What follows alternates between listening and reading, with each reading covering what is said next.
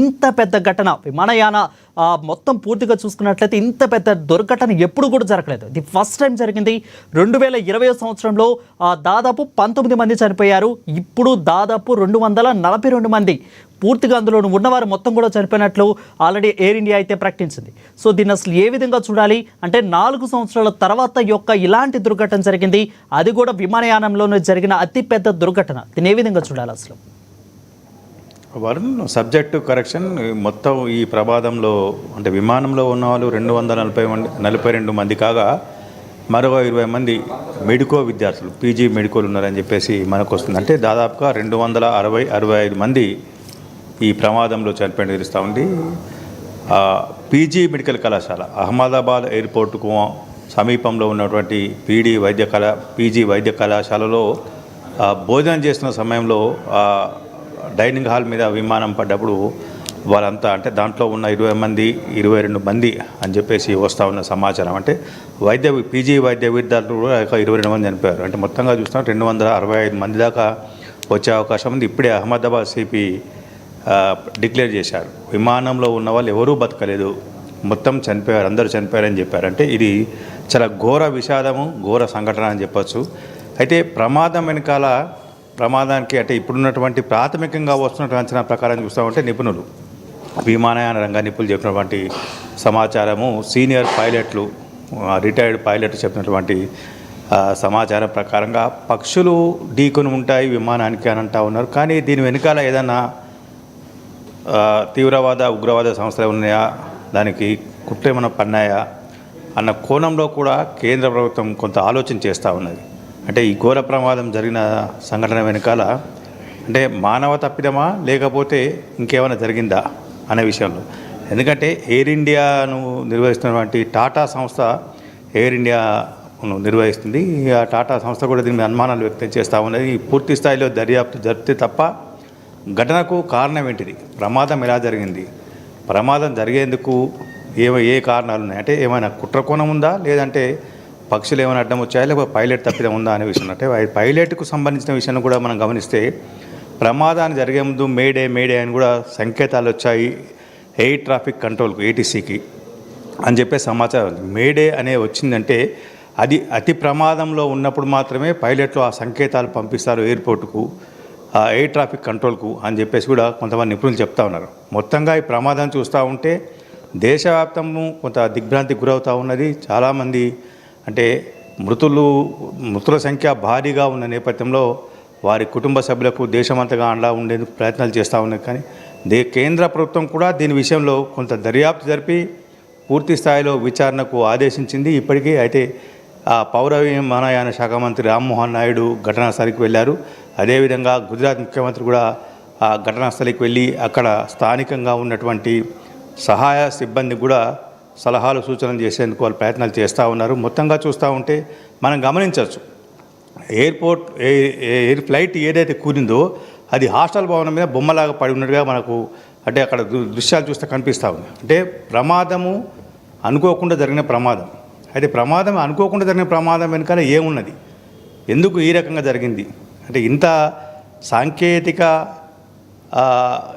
నిపుణులు మనకు అందుబాటులో ఉండి సాంకేతికను మనం అందిపుచ్చుకున్న నేపథ్యంలో ఇట్లాంటి ప్రమాదాలు జరగడానికి అంటే ఇంత పెద్ద ఎత్తున భారీ నష్టం జరగడానికి కొన్ని సంఘటనలు హెలికాప్టర్ల వాటికి సంబంధించిన విషయంలో కొంత ప్రకృతి సహకరించమే ఉంటాయి. ఇట్లాంటి భారీ ఎత్తున విదేశాలకు వెళ్ళేటువంటి విమానాలను ఎప్పుడు కూడా రైట్ కృష్ణమూర్తి. అయితే ఒకసారి మనం బ్రీఫ్గా చూసుకున్నట్లయితే టేక్ ఆఫ్ ముందు కూడా చాలా పకడ్బందీగా ఏర్పాటు చేస్తారు. ఎందుకంటే అది దాదాపు కూడా Delhi to Ahmedabad to London అంటే దాదాపు కూడా చాలా దూరం ప్రయాణం చేయాల్సింది కాబట్టి 63,000 లీటర్ల యొక్క డీజిల్తో కూడా వెళ్తుంది. సో ఇదే నేపథ్యంలోనే దీనికంటే ముందు ఢిల్లీ నుంచి ఇటు బయలుదేరే ముందు వచ్చేటప్పుడు కూడా అహ్మదాబాద్కి వచ్చే ముందు ఆకాష్ మిశ్రా అని ఒక ప్యాసింజర్ ఆల్రెడీ కూడా తన ఎక్స్ వేదికగా ఇందాకలే దాదాపు 2 గంటల క్రితం కూడా ఆయన ఎక్స్ వేదికగా పోస్ట్ చేశారు. అంటే ఏసీ సరిగా పనిచేయట్లేదు, స్క్రీన్ పనిచేయట్లేదు అని ఆల్రెడీ కూడా తను పోస్ట్ చేశారు. సో ఒకవేళ నన్ను మీరు నన్ను మీరు సంప్రదించినట్లయితే పూర్తి వివరాలు అందిస్తానంటూ కూడా ఆకాశ్ వస్త్ర అనే ఒక ప్యాసింజర్ చెప్పారు. అంటే ఆల్రెడీ ఢిల్లీ నుంచి బయలుదేరినప్పుడే ఈ యొక్క ఉన్నా కానీ ఈ యొక్క సాంకేతిక లోపాలు ఉన్నా కానీ బట్ ఇక్కడ అహ్మదాబాద్లో బయలుదేరే ముందు ఎందుకు వీళ్ళు చెకప్ చేయలేదా, ఒకవేళ చేసి ఉంటే అప్పుడు కనబడలేదా అనేది ఒక ప్రశ్నగా మిగులుతుంది. మీరేమంటారు? అంటే చెకప్ చేసి ఉంటారు, కొన్ని అనుకోని వంటి ఇంటర్నల్గా కూడా సాంకేతిక సమస్య వచ్చే అవకాశం ఉంది. మీరు చెప్పిన విషయంలో కూడా దీంట్లో మనం అంత కొట్టిపారేసేంత విలువ లేదు. ఏదైతే ప్రయాణికుడు చెప్పారో ఆకాశ్ నిశాన్ అతను కూడా, అతను పూర్తి స్థాయిలో ఏసీ పనిచేయట్లేదు, కొంత ఇబ్బందికరంగా అనిపించింది తనకు.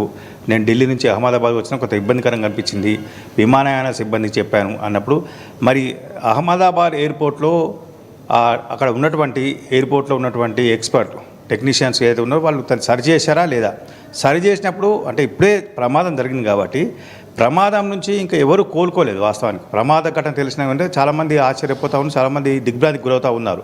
అంటే ఇప్పుడు పూర్తి స్థాయిలో ఎంక్వైరీ చేస్తే ఆ ఆకాశ్ మిశ్రా అనే అతను కూడా విచారణ అతనికి కలిగినటువంటి ఇబ్బందిని తెలుసుకొని ఇక్కడ విమానయాన సిబ్బందిని టెక్నీషియన్ విమానాన్ని ఏమన్నా చెక్ చేశారా లేదా, ఏసీ ఎందుకు రావట్లేదు, ఏసీలో ఏమైనా ప్రాబ్లం ఉందా, ఉన్నప్పుడు ఏం గుర్తుపట్టి ఏం సరి చేశారు, అవన్నీ కూడా వస్తూ ఉంటాయి.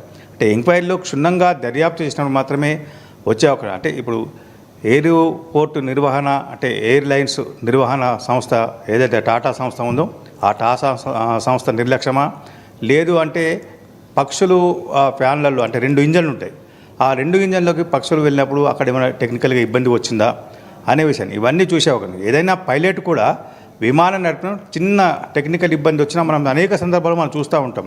అత్యవసరంగా విమానాలు ల్యాండింగ్ అయ్యాయి, విమానంలో సాంకేతిక లోపం గుర్తించిన వెంటనే పైలట్ పలానా ఎయిర్పోర్ట్కి పోవాల్సిన విమానం కూడా ఇక్కడ దిగింది అని చెప్పేసి మనం చాలా సందర్భాలు చూస్తూ ఉంటాం. కానీ పైలట్లు ఎట్టి పరిస్థితుల్లో సాంకేతిక లోపం ఉంటే వాళ్ళు ఒప్పుకోకుండా వాళ్ళు చేస్తూ ఉంటారు. కానీ ఇక్కడ జరిగినటువంటి విషయంలో జరిగింది అంటే ఒక ప్రయాణికుడు ప్రమాదం జరిగిన వెంటనే ప్రయాణికుడు తనకు జరిగినటువంటి అనుభవాన్ని ఎక్స్వేదిక కానీ సామాజిక మాధ్యమాల్లో పోస్ట్ చేశారు.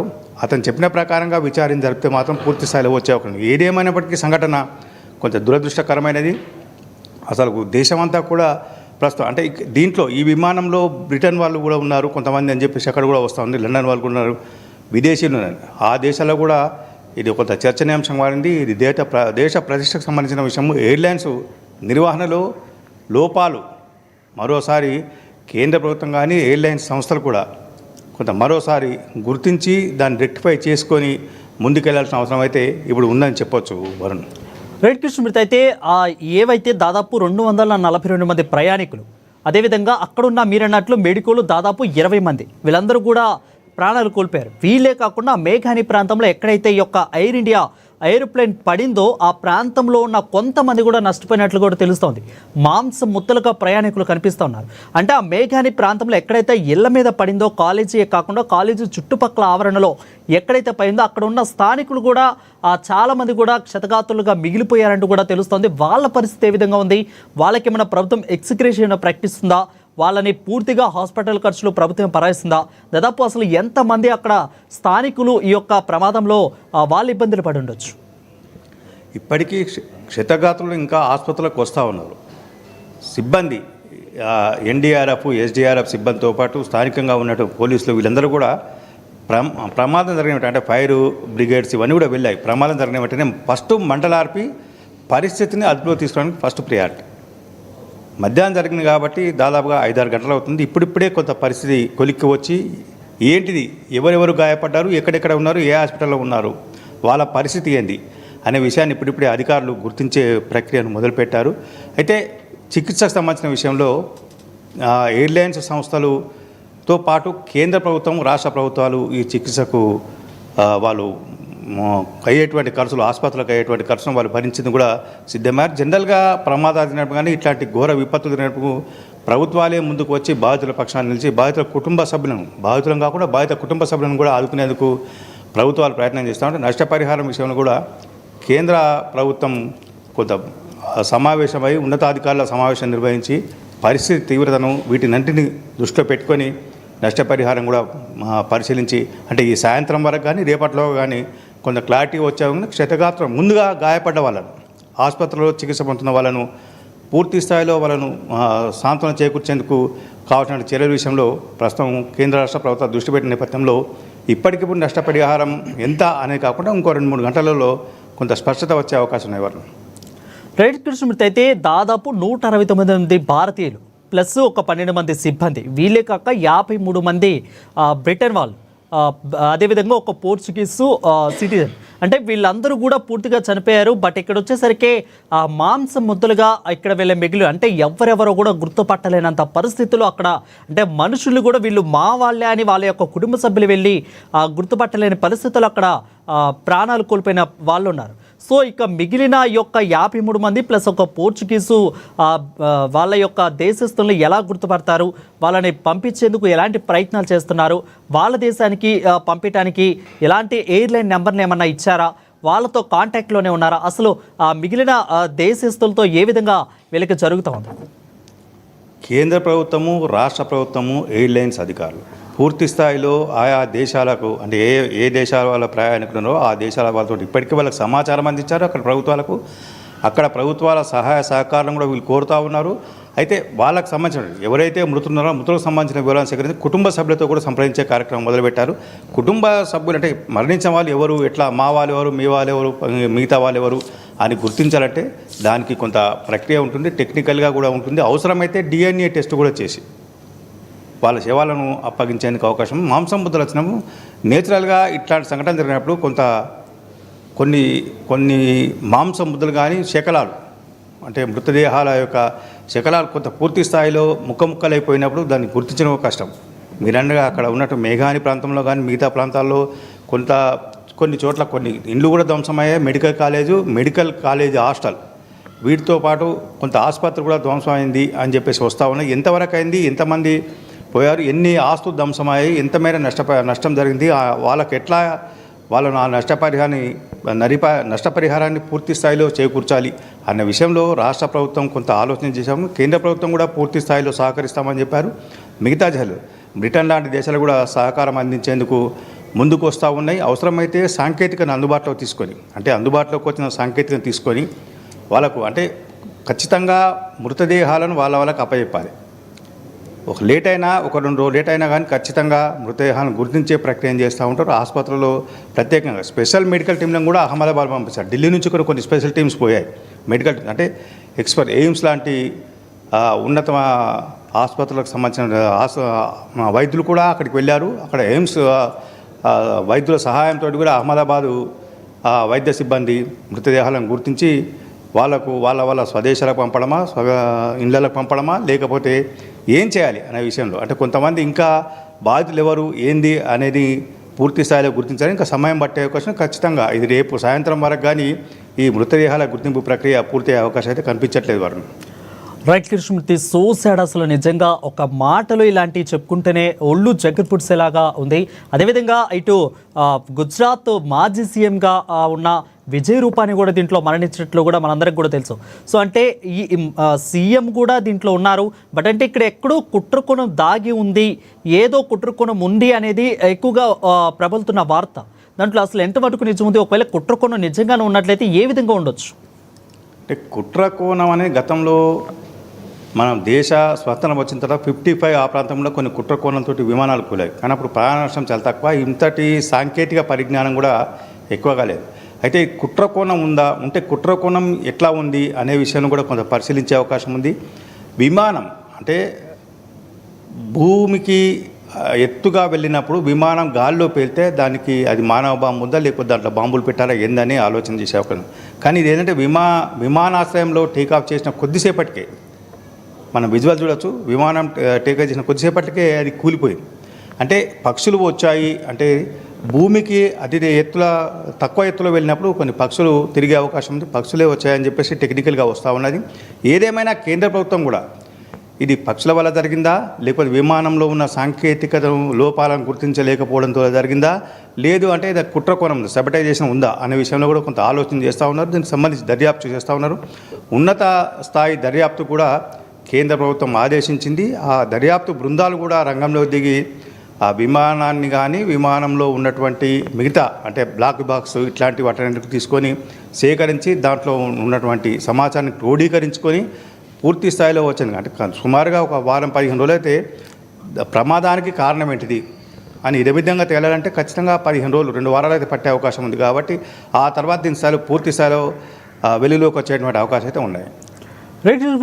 రైట్ కృష్ణమూర్తి, అయితే మొత్తంగా అసలు ఎన్ని రోజుల వరకు కూడా ఈ అక్కడ ఉన్న మొత్తాన్ని కూడా క్లీన్ చేసి అదేవిధంగా ఎవరి బాడీస్ని వాళ్ళకి అప్పగించేసి పూర్తిగా ఎక్స్క్రేషియా ప్రకటించేసి అసలు ఏమి ఎందుకు కారణమని పూర్తిగా తెలియాలంటే అసలు దాదాపు ఎన్ని రోజులు పడుతుంది?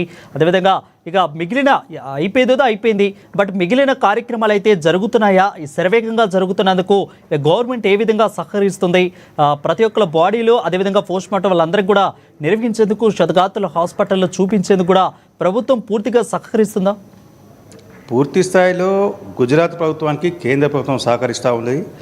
కేంద్ర బృందాలను, దర్యాప్తు బృందాలతో పాటు సహాయ బృందాలను, వైద్య బృందాలను అహ్మదాబాద్ పంపించేందుకు కేంద్ర ప్రభుత్వం నిర్ణయించింది. ఢిల్లీ నుంచి కూడా కొన్ని బృందాలు బయలుదేరి మిగతా రాష్ట్రాల కూడా సహాయ సహకారాలు అందించేందుకు ముందుకొచ్చారు. మృతదేహాలను గుర్తించే ప్రక్రియ అంటే కొంత కష్టసాధ్యమే. ఎందుకంటే మీరు ఇంతకుముందు చెప్పినట్టుగా మృతదేహాలన్నీ ముక్కలైపోయినప్పుడు వాటిని గుర్తించడం కష్టం. కానీ ఏదో ఒక చిన్న ఆధారం, చేతికి ఉన్న ఉంగరమా లేదంటే పుట్టుమచ్చల మిగతా విషయాలతో ఆధారంగా గుర్తించే అవకాశం ఉంది. కానీ ఆ పుట్టుమచ్చలు ఉన్న ప్రాంతం కరెక్ట్గా ఉందా లేకపోతే అది చిత్రమైపోయిందా అని కూడా గుర్తించాల్సి ఉంది. అవసరమైతే డిఎన్ఏ టెస్టులు, బంధువులను మిగతా వాళ్ళని తీసుకొని డిఎన్ఏ టెస్టులు చేసి మృతదేహాలను గుర్తించి అప్పగించే ప్రక్రియ ఉంది. మన దేశానికి సంబంధించినటువంటి పౌరుల విషయంలో కొంత మృతదేహాలు తొందరగా వచ్చే, విదేశాలకు సంబంధించిన విషయంలో కొంత కష్టమయ్యే అవకాశం ఉంది. వాళ్ళకు సంబంధించిన విషయంలో వాళ్ళు అక్కడ ప్రభుత్వాలు వాళ్ళ రక్త నమూనాలను సేకరించి పంపించి అవసరమైతే డిఎన్ఏ టెస్ట్ చేయించేందుకు వాళ్ళు సహకరించడం మాత్రమే ఈ ప్రక్రియ చేస్తుంది. సుమారుగా 3 నుంచి 4 రోజులు అయితే మృతదేహాల అప్పగింత ప్రక్రియ కొంత ముందుకు సాగే అవకాశం ఉంది. దీనికి సంబంధించిన విషయంలో పూర్తి స్థాయిలో ఇప్పటికే పౌర విమానయాన శాఖ మంత్రి రామ్మోహన్ నాయుడు అహ్మదాబాద్లోనే ఉన్నారు. వారు పూర్తి స్థాయిలో ఎక్కడి సహాయ చర్యలు పూర్తయి మృతదేహాలను పూర్తి స్థాయిలో అప్పగించి అయిన తర్వాతనే తాను వస్తాను అని చెప్పారు. దీనికి సంబంధించి ఎప్పటికప్పుడు కేంద్ర హోంమంత్రి అమిత్ షా మిగతా వాళ్ళు కూడా మాట్లాడుతూ ఉన్నారు. విపక్ష నాయకులు కూడా అందరూ కూడా పూర్తి స్థాయిలో కేంద్ర ప్రభుత్వానికి బాస్టగా ఉన్నారు, రాష్ట్ర ప్రభుత్వంగా సహకరించేందుకు ముందుగా ఉన్నారు. కాబట్టి ఈ విపత్కర పరిస్థితుల్లో అందరూ ఐకమత్యంగా ఉండి బాధిత కుటుంబాలకు బాసటగా నిలవడము అందరూ చేయాల్సిన అవసరం ఉంది. Varun. Right, thank you Krishnamurthy for the clear updates.